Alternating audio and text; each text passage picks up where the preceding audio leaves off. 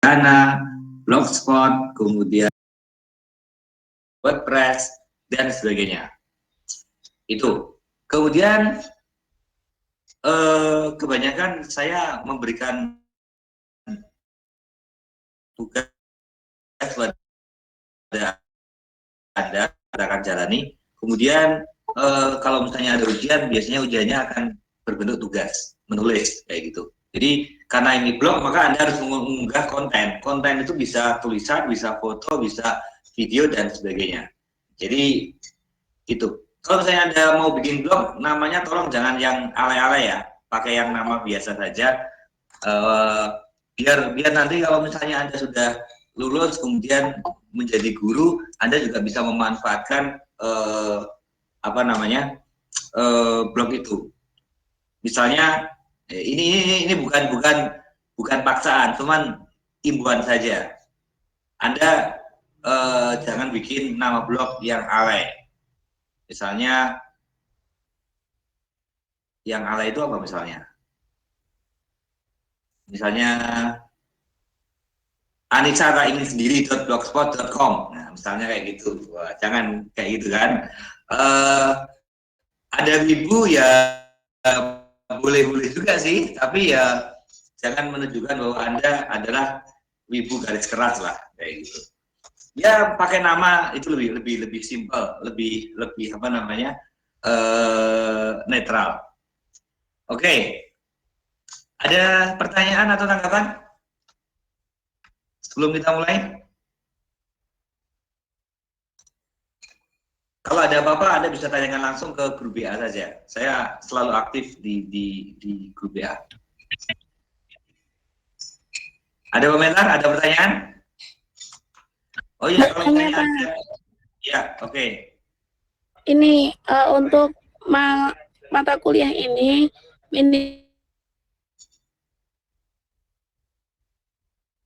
Kayaknya jaringan Anda ada trouble, Mbak Zia. Kalau misalnya susah untuk mata kuliah ini presensinya berapa Pak minimalnya? Sesuai dengan standar, walaupun saya kadang-kadang mengabaikan itu ya. Kita menggunakan standar aja. Oke, kemudian nanti kalau ada pertanyaan bisa disampaikan ke chat room. Kemudian kalau misalnya Anda pas hari Jumat nggak bisa aja Anda nanti berpindah ke kelas lain. Tidak apa-apa, tidak usah ganti ganti apa kalau misalnya pindah kelas itu? Ganti hari. Cukup aja, ikut aja. Jadi kalau misalnya nggak bisa hari ini, berarti Anda mau ke kelas B atau kelas C, ya coba aja minta linknya dan jadwalnya. Nggak usah masuk ke kelas lain, nggak apa-apa. Oke, gitu ya. Kita ngobrol aja maksimal 60 menit. Nanti kalau misalnya ada yang bertanya atau ada yang kurang jelas, silakan Anda langsung ngomong aja. Saya ingin teman-teman juga banyak ngomong daripada saya ngomong terus, tapi ya bareng-bareng lah kita ngobrol-ngobrol, diskusi aja. Gitu ya kawan-kawan ya. Saya mohon izin mau nge-share materi, nanti ini akan saya share juga di grup WA tentang dunia digital dan masyarakat, karena kita menggunakan website dan menggunakan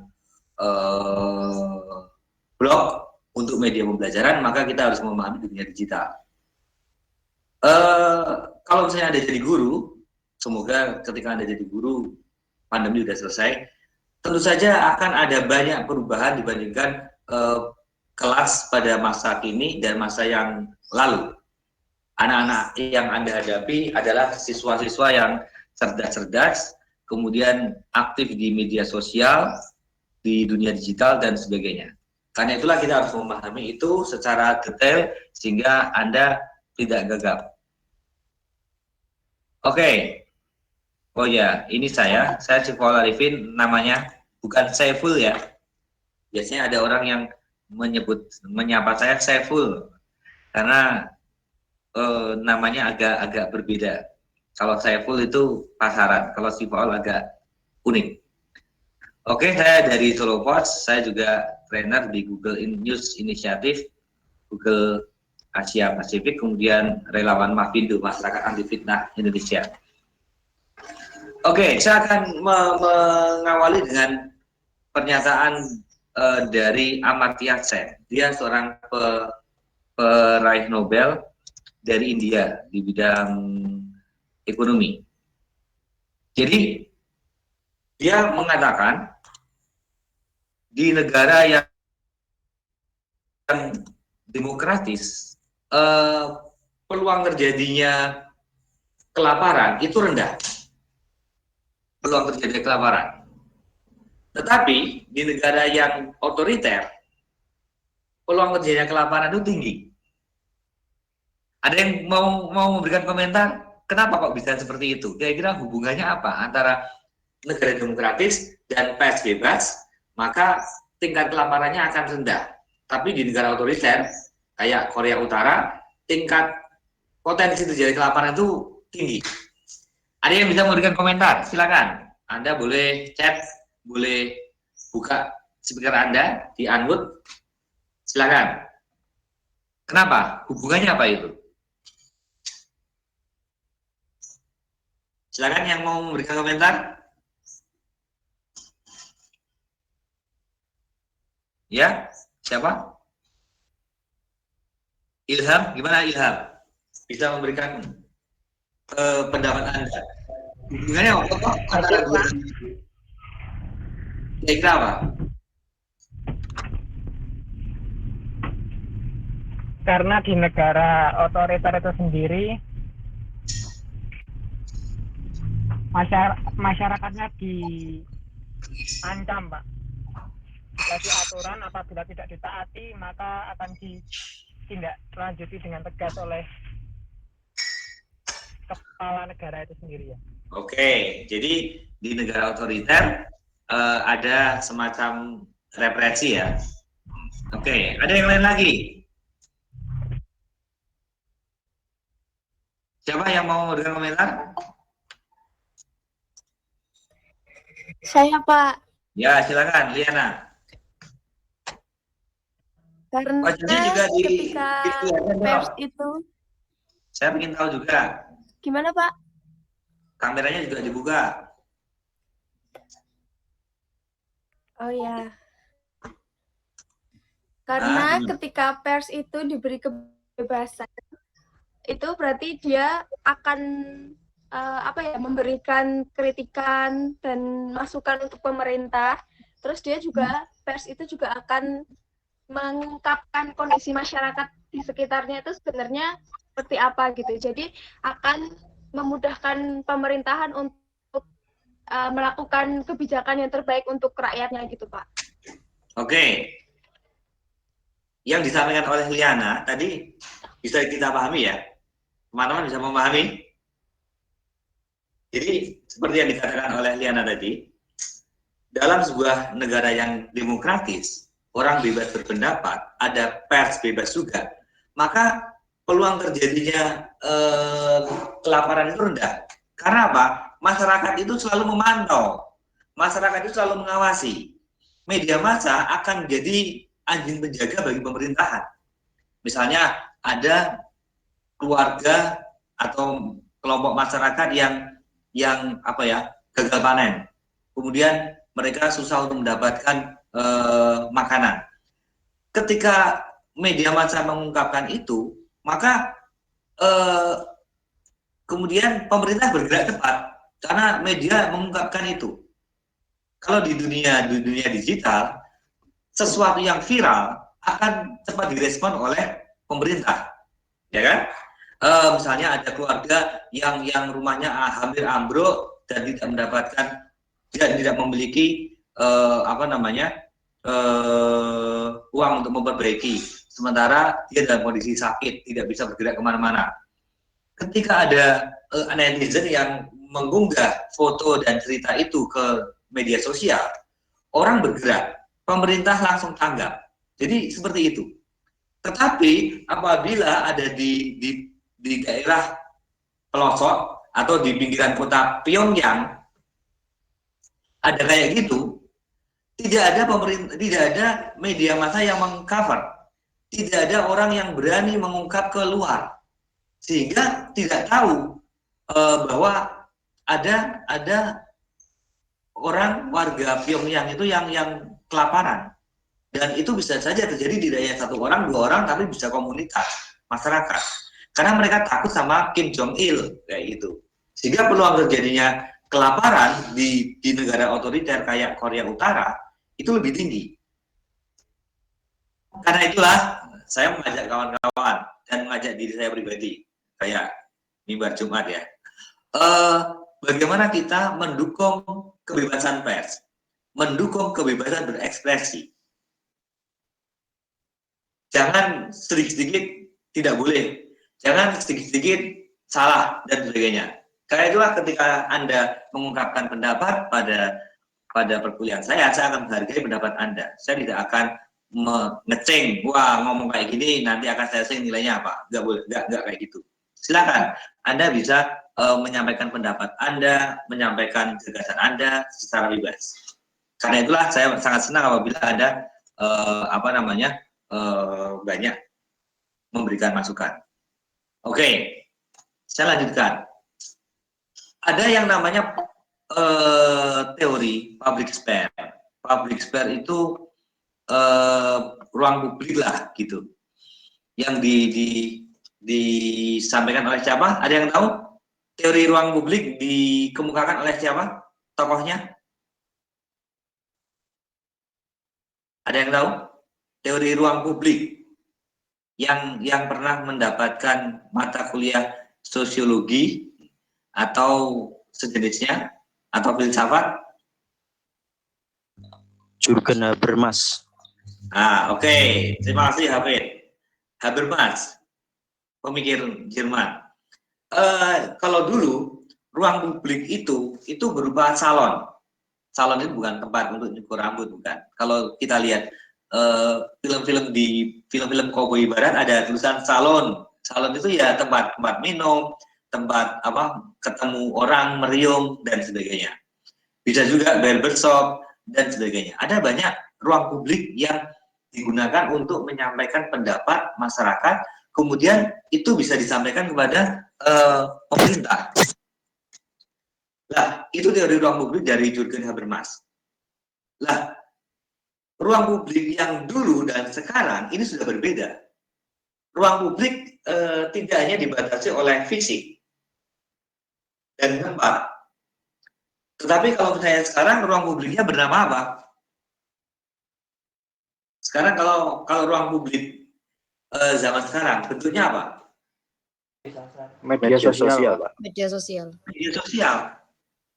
Media sosial, media digital, dunia digital dan sebagainya, itulah ruang publik. Anda bisa ngomong, Anda bisa berekspresi, Anda bisa menyampaikan pendapat kepada pemerintah dan sebagainya. Itu yang terjadi. Kalau dulu ruang publiknya kayak itu juga ruang publik. Tapi taman-taman juga ruang publik. Tetapi sekarang media sosial, orang apalagi di masa pandemi, orang lebih banyak berinteraksi melalui media sosial. Itu. Jadi internet membuat jarak antara orang dengan orang itu sudah tidak ada lagi. Dan media sosial itu sudah sangat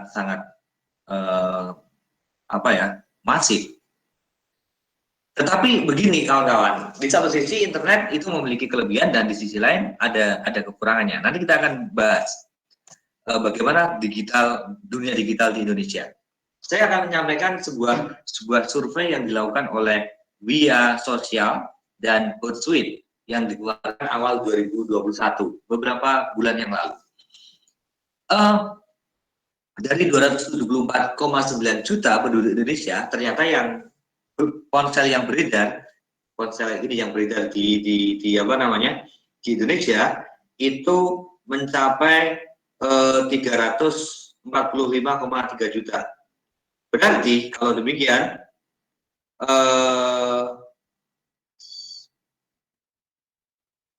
kalau demikian, berarti satu orang punya ponsel lebih dari satu. Ini 1,5 atau 2 kayak gitu.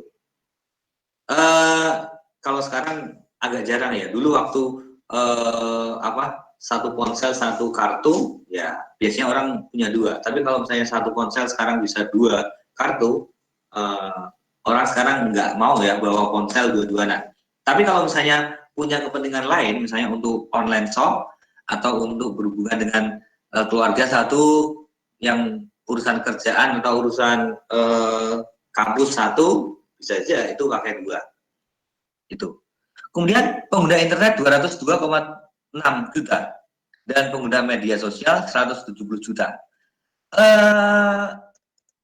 Akses internet di Indonesia ya sekitar 73%-an lah dari seluruh penduduk Indonesia. Nah, sekarang durasi. Nah, sekarang saya ingin ngobrol dengan Anda. Ini survei, tapi saya kira Anda memiliki pengalaman sendiri. 8 jam 52 menit itu penggunaan internet dan semua perangkatnya. Dan semua perangkat, HP, laptop, PC, dan sebagainya. Kemudian 2 jam 50 menit itu kalau misalnya mengakses televisi. Anda masih nonton televisi nggak? Pertanyaan beneran ini. Anda masih nonton televisi nggak? Masih, Pak. Jarang, Pak. Enggak, Pak. Kadang-kadang, Pak. Nggak pada nonton ya, padahal di rumah. Di kos. Saya aja di rumah jarang banget nonton televisi. Terakhir nonton televisi saya nggak tahu kapan ya nonton televisi. Padahal di rumah ada televisi. 2 jam 50 menit itu rata-rata orang Indonesia. Saya nggak tahu apakah 2 jam 50 menit itu digunakan untuk nonton Aldebaran dan siapa? Satunya? Aldi Taher. Aldi Taher. Andin. Aldi Taher itu temannya si Nisa Sabian. 2 jam 50 menit itu untuk nonton si Ikatan Cinta atau gimana saya nggak tahu. Tapi masih ada orang yang menonton TV. Mungkin ibu-ibu kita masih menonton TV. Kemudian 3 jam 14 menit itu medsos. Berarti mengakses medsos lebih panjang, lebih lama daripada menonton televisi. Kemudian 1 jam 38 menit untuk membaca berita, daring maupun cetak. Kalau Anda berapa kira-kira? Gimana? Anda mengakses internet berapa jam? Tergantung sih, Pak.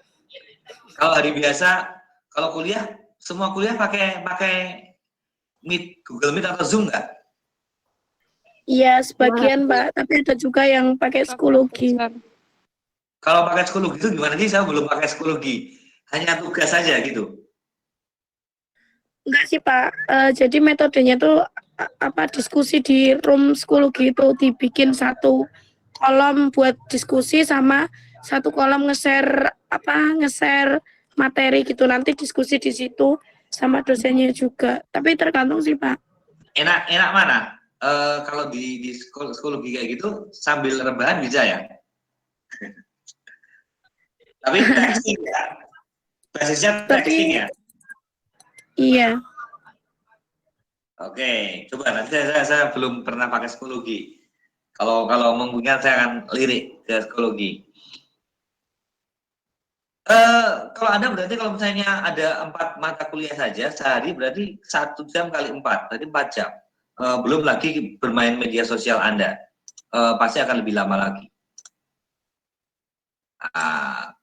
Dan media sosial yang paling hits itu, saya yakin semua yang ada di sini memiliki media sosial. Ada yang nggak punya media sosial? Ada? Wah, hening. Berarti nggak ada sama sekali. Tidak ada alasan tidak menggunakan media sosial bagi anak-anak zaman sekarang. Ada teman saya sih, teman kantor. Padahal wartawan biasanya kan harusnya pakai media sosial. Tapi dia nggak pakai media sosial. Alasannya ada, ya teman-teman kemudian menduga, wah paling tidak mau ketahuan identitas aslinya, karena nanti teman-temannya berhubungan, ketahuan siapa dia. Itu. Jadi kalau misalnya orang yang biasa itu memiliki media sosial. Kalau misalnya nggak memiliki media sosial, paling tidak memiliki WhatsApp, WA, kayak gitu. Dan YouTube yang paling ngehit, tapi dalam waktu singkat nanti TikTok dari bawah akan naik ke atas, saya yakin TikTok. Oke, sekarang kita diskusi. Ada yang tahu ini? Siapa? Mama Dede, Mama Pak. Dede. Mama yang Dede. tengah.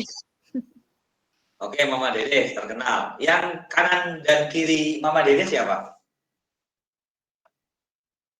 Nggak tahu, Pak. Nggak tahu. Blackpink. Blackpink masa hijaban kayak gitu? Hah? Blackpink syariah, Pak. Blackpink syariah. Bener, Blackpink. Iya Pak, Blackpink. Kemudian apabila Anda mendapatkan foto atau konten kayak gitu, respon Anda bagaimana? Apa yang ada di pikiran Anda? Waduh, ini gimana nih Mama Dede dengan Dede ini? Dede syariah. Oh iya, namanya berarti Uhti ya? Uhti Lisa yang mana ini? Ada yang tahu? Karena saya nggak tahu terus terang. Siapa yang tulis? Hah? Yang pakai jilbab hitam. Yang paling sini ya, yang paling kanan, Iya. pinggir. Oh, dia Lisa. Oh iya, Uhti Lisa. Saya nggak tahu sama sekali terus terang. Walaupun anak saya tahu sih mungkin. Dia baru menggemari hal-hal yang kayak gitu. Oke, kalau misalnya mendapatkan konten kayak gitu, respon Anda bagaimana? Apa yang Anda pikirkan? Hah? Kira-kira apa yang Anda pikirkan? Editan, Pak. Editan, oke. Selain itu, kenapa Anda menganggap itu editan?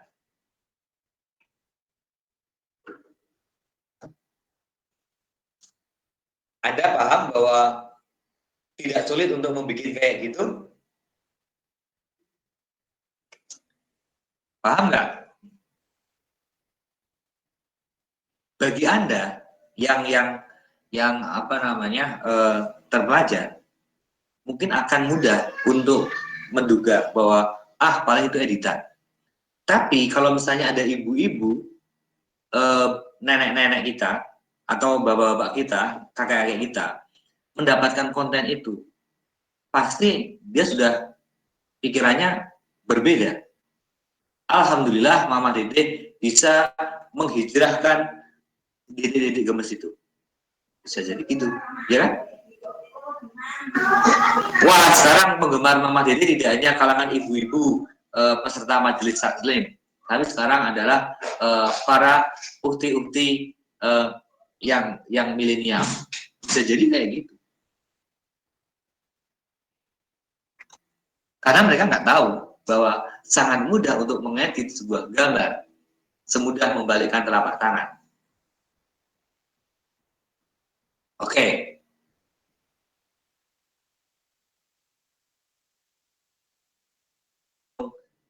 Raise hand aja, ngomong aja, atau pakai chatroom juga bisa. Oke. Itu saya ambil dari Instagramnya Agan Harahap. Agan Harahap itu ya suka bikin hal-hal yang kayak gitu, mengedit-ngedit kayak gitu. Dia terkenal sebagai orang yang iseng suka membuat editan. Oke, kemudian ini, kalau misalnya ada sebuah konten Haji Ahmad Dahlan, kemudian di sampingnya ada kalimat, jangan mudah percaya dengan apa yang kamu baca di internet hanya karena ada foto dan quote di sebelahnya. Tertanda Kiai Haji Ahmad Dahlan. Kira-kira respon Anda bagaimana? Apakah percaya atau tidak kalimat itu? Oke, ada komentar? Kira-kira percaya apa enggak? Menganggap bahwa pernyataan itu benar atau tidak? Enggak, Pak. Kenapa? Karena pas zamannya Kiai Haji Ahmad Dahlan nggak ada internet. Oke, tapi pernyataannya benar atau tidak?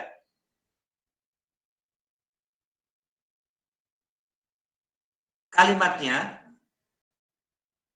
isinya benar atau tidak? Benar, Pak. Benar ya. Nah, kadang-kala pernyataannya benar, tapi kita tidak tahu bahwa itu bukan berasal dari Ahmad Dahlan. Karena pada zaman Ahmad Dahlan itu belum ada internet. Tapi kadang-kala kita mendapatkan konten, ada foto, ada kutipan di JCRK, dan kemudian kita langsung menganggap bahwa yang pernyataan yang ada di samping itu adalah pernyataannya tokoh ini, foto ini, seperti itu. Jadi begitu yang sering terjadi, bahwa kita jangan mudah percaya dengan apa yang kita terima, konten-konten itu baik di media sosial, di grup apa WA dan sebagainya. Dan jangan mudah percaya dengan siapa saja. Oke, ada yang pernah mendapatkan konten ini? Ditemukan kerangka raksasa purba di India, palsu atau asli?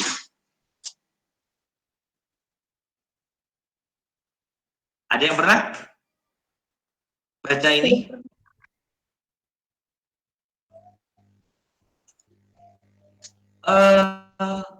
Ini ditemukan, diklaim berasal terjadi di India, dan ini dimuat di National Geographic. Kan kita pernah dapat pelajaran ya sejarah.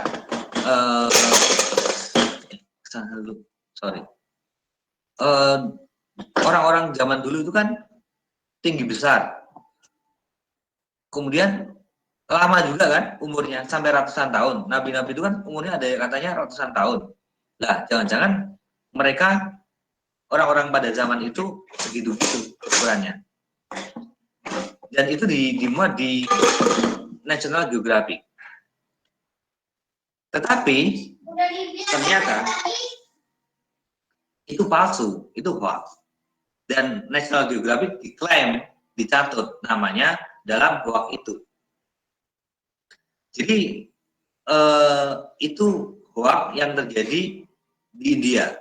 Tetapi ada versi lain yang terjadi di kasus itu juga ada di Arab. Jadi macam-macam ini. Kalau orang yang bikin hoax kayak gitu, ada yang suka. Kalau yang orang India bikin di India, kalau orang Arab bikinnya di Arab kayak gitu. Jadi kawan-kawan, hoax seperti itu sangat banyak. Kita sering mendapati hoax, dan banyak yang tidak bisa membedakan ini hoax atau tidak. Jadi penetrasi internet yang tinggi di Indonesia, 73%-an itu, ternyata tidak diimbangi dengan literasi digital yang bagus. Jadi semua orang bawa HP, dan HP-nya itu HP yang berinternet, tapi mereka tidak bisa menggunakan HP itu secara cerdas. Nah, karena itulah teman-teman akan kita ajak untuk menjadi orang yang memiliki literasi digital yang bagus. Apalagi Anda mengikuti mata kuliah blog dan website. Ini dunia digital. Gitu.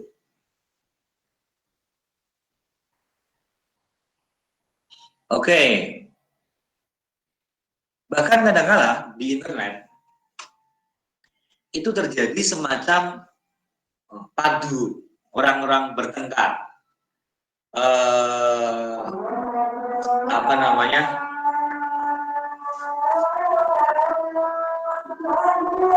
Ada polarisasi.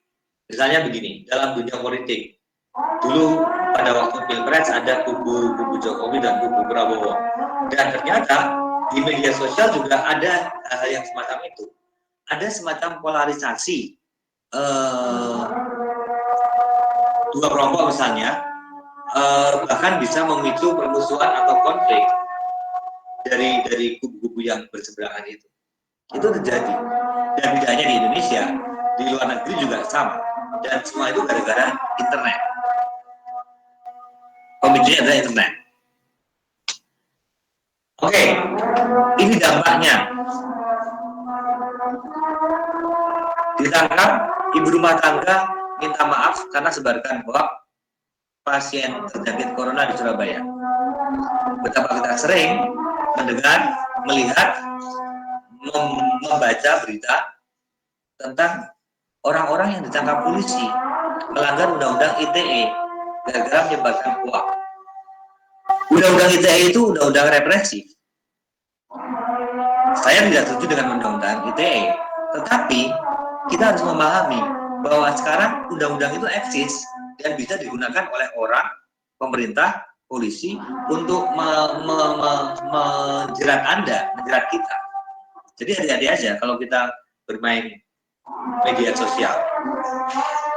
Dulu ada istilah mulutmu harimaumu. Gara-gara ucapan kita bisa masuk penjara, ya kan? Sekarang istilahnya berubah.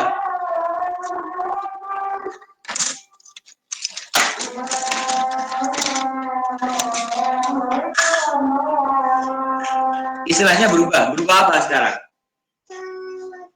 Jarimu harimaumu. Jarimu harimaumu. Sekarang jari jempol kita itu bisa menjadi pemicu kita masuk ke penjara. Atau kalau nggak masuk penjara, paling tidak kita mengeluarkan uang untuk beli apa namanya? Sate ayam. Beli materai untuk meminta maaf. Wah, itu. Tapi malunya minta ampun. Oke. Kemudian yang sampingnya. Sedih banget, balita meninggal gara-gara ibu percaya bahwa grup anti vaksin. Jadi ceritanya, ini di Amerika, di Indonesia pun bisa jadi terjadi. Ada anak 4 tahun yang flu. Oleh dokter, setelah berkonsultasi dengan dokter ngasih obat Tamiflu. Nah, sebelum diberikan, ibunya ini kebetulan anggota grup BA atau grup media sosial anti vaksin. Tidak bertanya dengan vaksin. Nah, kemudian bertanya, apakah saya perlu memberikan obat Tamiflu ini kepada anak saya yang flu? Di grup itu kemudian masuk beberapa komentar dan masukan. Nggak usah lah, pakai ini aja, pakai yang alami, jangan pakai obat, itu kimia, pakai yang buah-buahan dan sebagainya, macam-macam lah. Dan akhirnya setelah mendapatkan masukan itu, ibunya nggak ngasih Tamiflu. Dan dalam beberapa jam kemudian, semakin parah, dan akhirnya anak tersebut meninggal dunia. Itu yang terjadi. Ada sebagian kalangan yang nggak percaya vaksin. Baik karena faktor agama atau faktor lain. Tidak hanya di kalangan Islam, tapi di kalangan Kristen atau di agama lain juga ada. Vaksin dianggap sebagai alat untuk menguasai orang juga ada. Di mana-mana ada. Oke, saya lanjutkan. Yang atas kiri, 12.000 dosis vaksin COVID-19 siap disuntikan di Sukoharjo. Ternyata bayar. Kita tahu bahwa itu gratis kan? Tapi ternyata ada judul yang kayak gitu. Saya bikin itu, judul kayak gitu. Itu tidak lebih dari 1 menit. Tidak lebih dari 1 menit. Nanti kapan-kapan pekan depan kita akan belajar ya.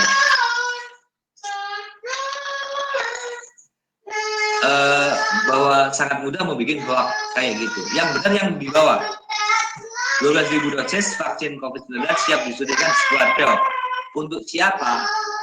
Untuk siapa? Saya ubah menjadi ternyata bayar. Saya crop, saya sebar, itu bisa.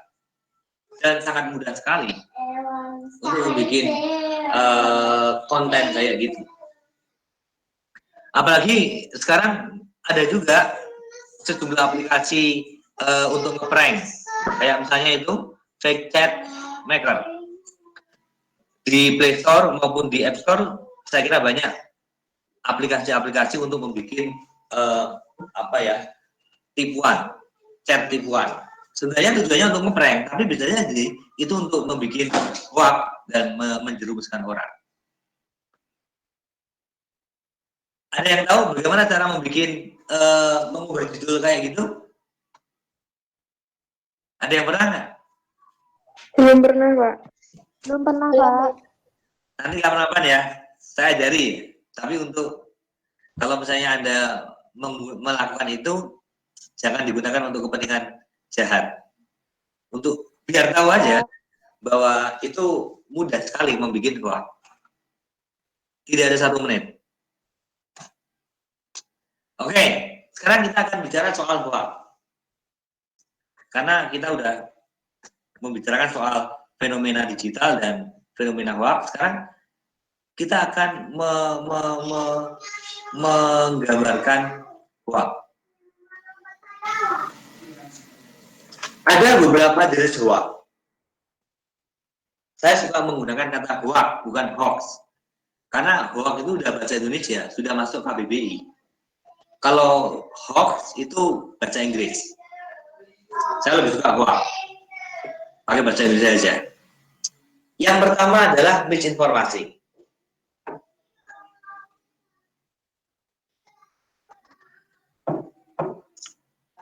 Begini gambaran sederhananya. Informasinya salah, kemudian disebarkan oleh orang yang mempercayai bahwa itu adalah benar. Informasi salah, tetapi orang yang membagikannya itu tidak tahu bahwa itu salah. Maka ini masuk kategori misinformasi. Nah, sekarang kita diskusi. Saya ingin Anda yang berkomentar. Dari sekian banyak ini ada berapa ini? Ada 56. Kok banyak banget ya? Wah, ini 56 bisa, kalau mau follow Instagram atau Twitter saya bisa nambah banyak ini. Ada yang mau mutualan ini? Banyak banget. Enggak ada. Begini, dari sekian banyak ini, ada yang pernah membagikan hoax? Saya ingin Anda ngomong apa adanya, tidak ada masalah apa-apa. Saya juga pernah membagikan hoax. Silakan, siapa yang mau bercerita pengalaman membagikan hoax? Siapa? Silakan. Tapi nggak ada. Jangan khawatir, jangan apa sebenarnya malu. Ini fenomena biasa. Siapa? Ayo. Saya, Pak. Ya, Pi, ceritanya gimana? Jadi dulu waktu saya SMA kelas 3 kan ada itu, Pak, ada USBN itu. Nah, teman saya itu tuh bikin, Pak, kayak ambil foto dari apa namanya itu tuh Instagram. Terus dia diedit gitu foto teman saya, terus di bawahnya dikasih foto teman saya sama tulisan di bawahnya itu, anak ini tidak dinyatakan lulus USBN dikarenakan membawa contekan. Nah, kebetulan satu angkatan saya itu semuanya hampir mencontek, Pak. Soalnya dapat jawaban dari sekolah lain. Terus 3 kabupaten itu geger, Pak. Gara-gara editan teman saya itu. Ya, terus kamu membagikan itu? Ya, Pak, niatnya itu bercanda, niatnya itu saya bagikan cuma ke teman kelas toh. Tapi ternyata sama teman kelasnya itu dibagikan sampai ke daerah-daerah lain Pak, sampai ada teman saya yang dari kabupaten lain itu ngechat saya. Tapi yang bikin kamu? Yang bikin teman saya Pak. Oke, tapi kamu tahu bahwa itu hoax. Itu Iya Pak, palsu. itu hoax waktu kelas 3 saya. Oke, ya. Itu dari Ramadan. Ada yang lain lagi? Pengalaman? Siapa? Saya kira pasti ada yang pernah ya. Ayo, siapa yang mau?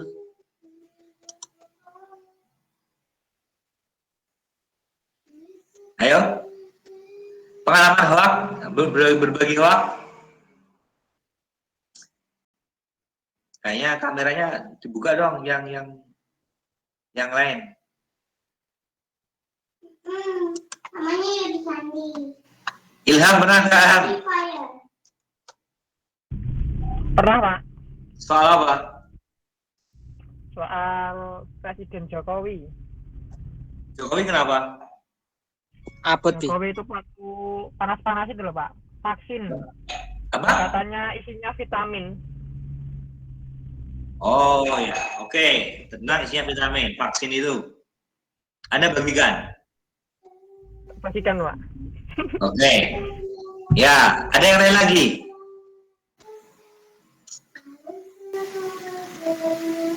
Afinda, gimana Afinda? Ubud, pernah membagikan hoax nggak? Tapi apa kita banyak Apa? jadi kota waktu coba Kurang jelas suaranya dia. Ini dia.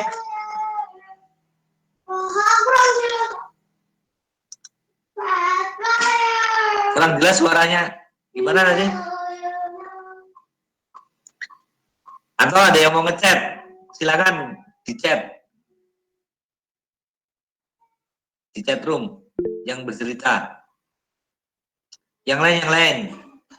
Tiara Dewanti, gimana Tiara? Pernah membagikan hoax atau belum? Belum Pak kayaknya. Belum, alhamdulillah. Afinda jadi korban hoax. Bagaimana ceritanya menjadi korban hoax?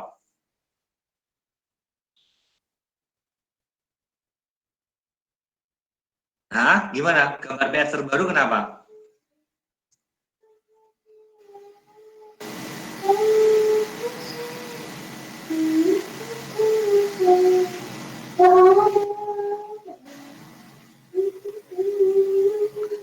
Oke, berarti Anda menerima gambar itu ya.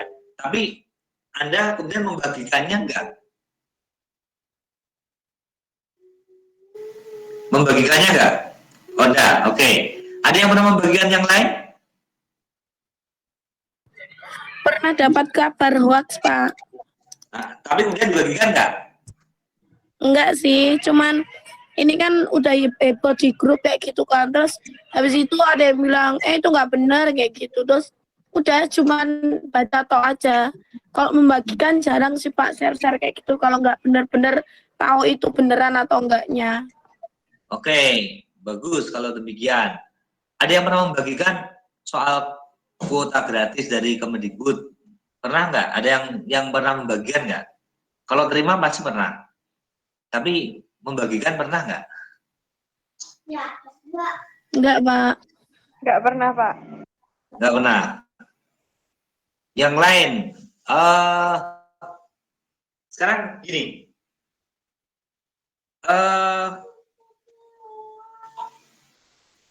Yang misinformasi. Informasinya salah, tapi kita tidak tahu bahwa itu salah. Dan kemudian kita membagikannya. Nah sekarang biasanya orang membagikan itu, motifnya itu adalah biar orang lain tahu, biar orang lain paham, biar orang lain mendapatkan kepentingan, saya mendapatkan keuntungan dari informasi itu. Saya begini, saya dapat konten kuota gratis dari pemerintah sebanyak 30 giga. Klik link ini, bagikan pada yang lain.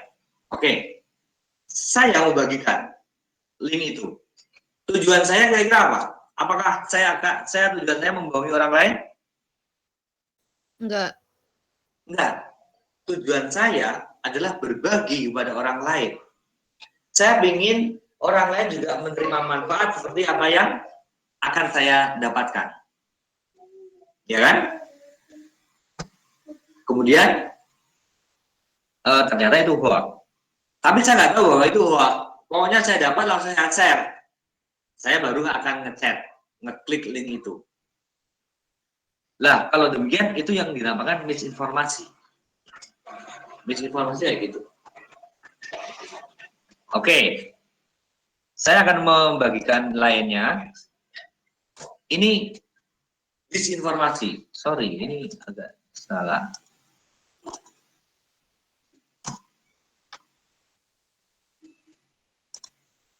Ayah, belikan juga terlalu banyak. Aku jadi nggak bisa ngurus. Oke, disinformasi. Disinformasinya apabila informasinya salah dan orang yang menyebarkan itu tahu bahwa itu salah. Maka ini yang disebut sebagai disinformasi. Jadi ada kesengajaan. Nah, sekarang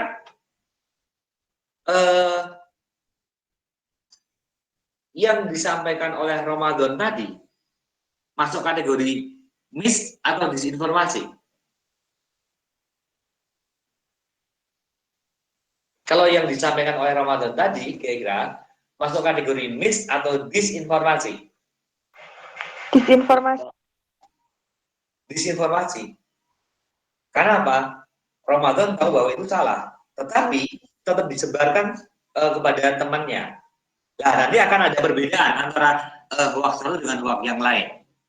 Biasanya pada motif. Tadi Ramadan bilang motifnya sebenarnya guyonan dengan temannya.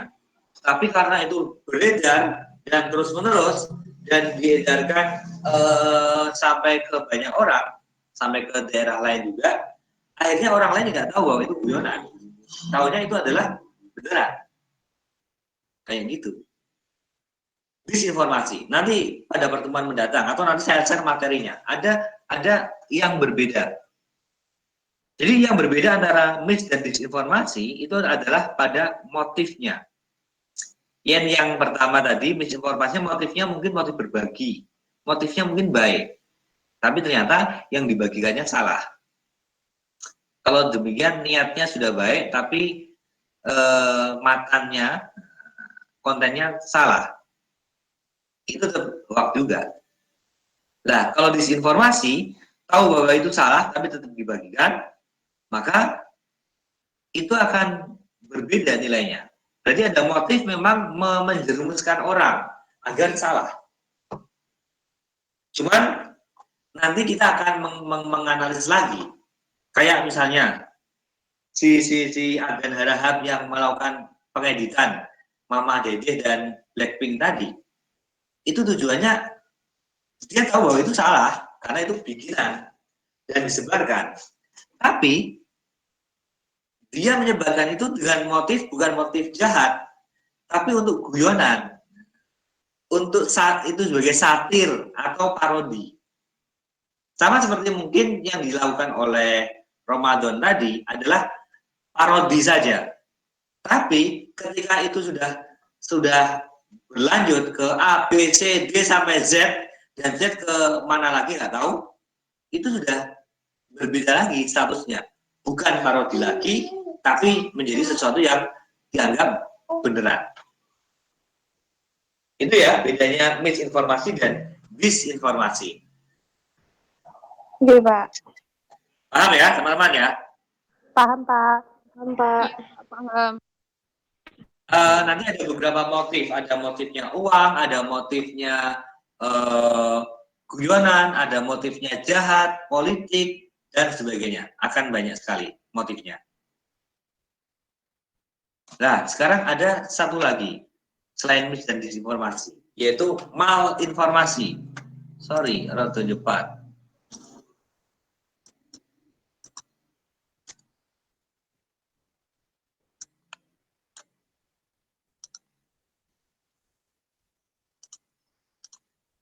malinformasi adalah penyalahgunaan informasi yang memang benar dan digunakan untuk kepentingan lain dan itu merugikan pihak lain. Sebagai contoh begini, yang saya tampilkan di samping itu adalah data. Saya yakin Anda pernah mengakses Tokopedia. Tapi sekarang Tokopedia agak menurun ya dibandingkan Shopee. Orang-orang pada belanja melalui Shopee. Di Tokopedia pernah datanya itu bocor. Nama-nama konsumen, email, kemudian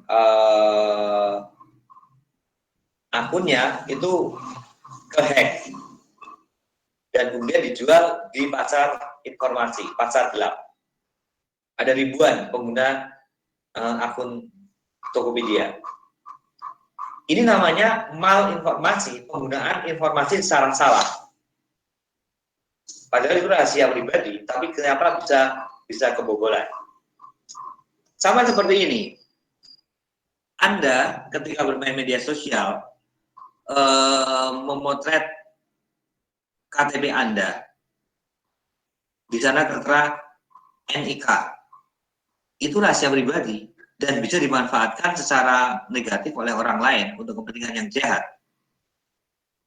Jadi kita harus memahami bahwa banyak malinformasi kita lakukan tanpa kita menyadari bahwa itu salah. Misalnya saja,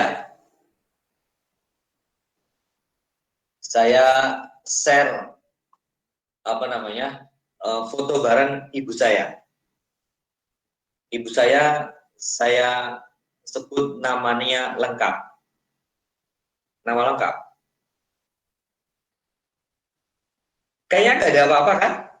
Nggak ada masalah apa-apa. Tetapi orang yang bisa membobol akun Anda, ini bisa melakukan tindakan jahat juga. Setelah tahu di Facebook atau di Instagram saya ada keterangan bahwa nama ibu saya adalah X, ibu kandung. Padahal kalau misalnya kita mau membuka akun, biasanya kan ada pertanyaan nama ibu kandung, ya kan? Dan kalau orang lain tahu, bisa jadi itu akan digunakan untuk kepentingan yang jahat. Jadi jangan sampai kita ngasih informasi ke publik melalui medsos nama ibu kandung, itu bisa digunakan untuk malinformasi. Atau memfoto KTP kita secara terbuka tanpa ada blur di NIK-nya. NIK kita, KTP kita atau KTP orang lain, itu juga nggak boleh. Karena berbahaya. Itu namanya malinformasi. Oke. Sebenarnya ada materi lain. Tapi saya akan ambil satu saja. Nah, sekarang ada beberapa jenis hoax. Saya ambil satu karena ini kaitannya dengan apa yang disampaikan oleh si Ramadan tadi.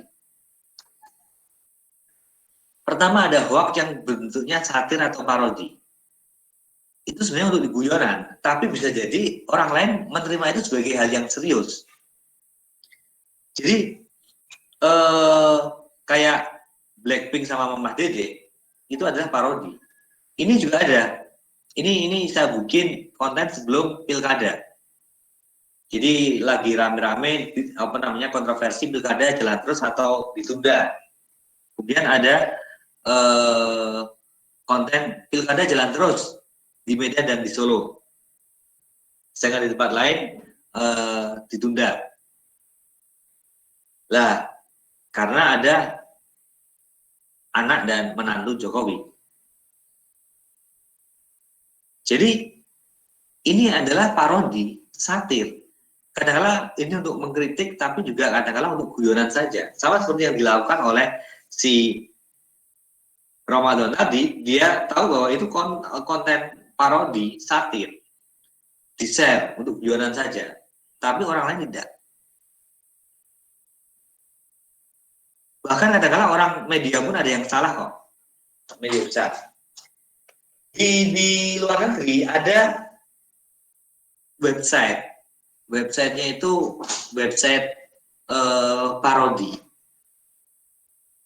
Tetapi orang Indonesia tidak tahu bahwa itu parodi, malah diambil sebagai bahan berita. Padahal di disclaimer-nya itu jelas ada keterangan bahwa konten ini adalah konten parodi. Tapi orang kadang-kadang nggak tahu. Misalnya pabrik rokok Marlboro itu membuat rokok dengan bahan marijuana, bahan obat bius, kayak gitu. Itu parodi. Tapi pernah ada media online di Indonesia yang menerjemahkan itu, membuat itu sebagai konten berita. Mungkin reporternya nggak lihat bahwa ada disclaimer bahwa itu adalah parodi. Sama juga, Anda mungkin pernah mendapatkan konten. UNESCO menerbitkan, mengumumkan Islam adalah agama yang paling damai. Pernah dapat konten itu? Kita sebagai orang Islam merasa bangga dengan pengumuman dari UNESCO tadi. Padahal itu adalah parodi yang dibikin oleh orang Barat. Ya untuk ngolok-ngolok Islam sebenarnya. Karena kita tahu bahwa di beberapa negara ada kasus terorisme atas nama Islam. Lah, itu parodi. Tapi kemudian di Indonesia itu sudah bukan parodi lagi, sudah sesuatu yang serius. Jadi itulah salah satu jenis hoax, yaitu satir atau parodi. Oke, paham ya teman-teman ya? Paham, Pak. Oke, lanjutannya nomor 2 dan seterusnya nanti kita diskusikan pada pekan depan. Tapi nanti akan saya share materi ini pada Anda. Nah, sekarang ada pertanyaan nggak? Atau ada komentar? Izin mau tanya, Pak. Ya, silakan. Tapi di luar materi ini, maksudnya tentang kuliah. Ya. Iya kan, ini kan mata kuliah ini kan sebenarnya jam ke 11.12 ya Pak, jam 16.20. Nah terus ini kan tadi mulanya jam 14.30. Itu nanti seterusnya bakal gitu apa gimana Pak? Seharusnya jam berapa? Jam 16.20. 16.20? Iya. Oh gitu ya. Saya malah nggak tahu karena apa namanya. Saya akan tag lagi. Silakan kepada teman-teman nanti kita diskusikan melalui grup saja. Lebih enaknya di mana? Apakah 16.30 atau jam 14.30? Bebas lah. 16.20 sampai jam berapa berarti? Sampai jam ya. Tapi kan 1 jam prakteknya kalau misalnya dalam konteks pembelajaran daring. Iya. Sebenarnya Oke, nanti kita diskusikan lewat grup ya. Ada yang enggak Pak. Saya salah baca MK. Benar Pak, 14.30 sampai 16.20. Oh. Salah baca MK Pak, maaf. Oh ya. Ya wis. Oke. Ada komentar lain? Tanggapan lain? Pertanyaan? Silakan.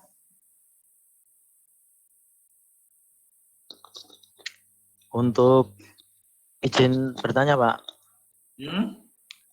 Untuk tadi kan dijelaskan untuk rencana tugasnya kalau nggak salah membuat blog gitu ya Pak? Ya. Oh Pak, makasih. Blog ada bikin sendiri dulu. Nanti kalau tugasnya belum, kan belum ada tugas. Blog itu bukan tugas. Pak. Itu adalah medium yang Anda gunakan. Oh siap, makasih Pak. Oke, ada lagi pertanyaan? Pak, maaf Pak. Hah? Ini desain blog ya Pak ya? Ya. Nah, desain blog itu di Start UMS di Jadwal itu benar Pak, jam 11 sama 12. Kalau hari Jumat itu mulainya jam 16.20. Waduh, kok berubah banget ya? Iya, harusnya jam 11.12. Dari jam 14.20 sampai jam 18.00. Iya. Ya terserah pada Anda, kira-kira pilihannya yang mana?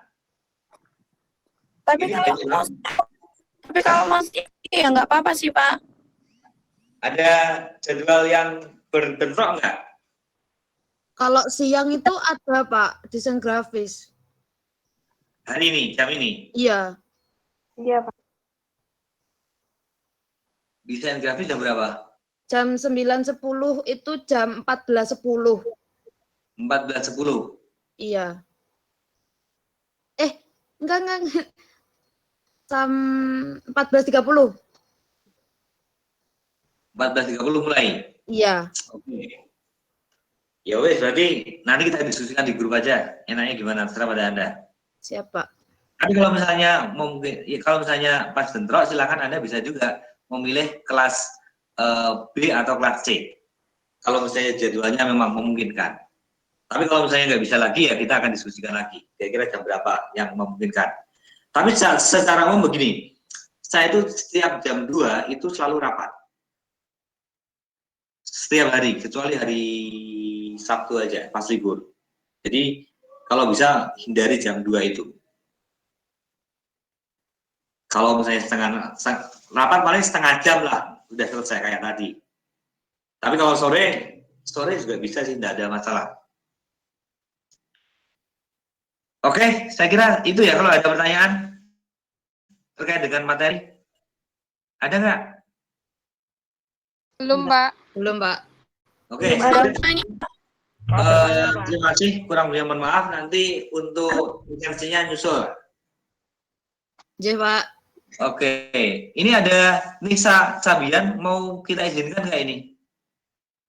Wah, ada beberapa yang mau masuk. Ini Eka Fitri Nurhayati dan Nisa Safanas. Sorry, bukan Nisa Sabian. Kita izinkan ya. Saya kasih approve. Setelah itu kita prank, kita tutup ya. Nisa Safanas dan Eka Fitri Nurhayati. Oke, selamat datang kepada Nisa dan Eka Fitri. Karena sudah datang, akhirnya kita tutup pertemuan ini dengan bacaan hamdalah. Alhamdulillah. Sampai ketemu lagi. Assalamualaikum warahmatullahi wabarakatuh.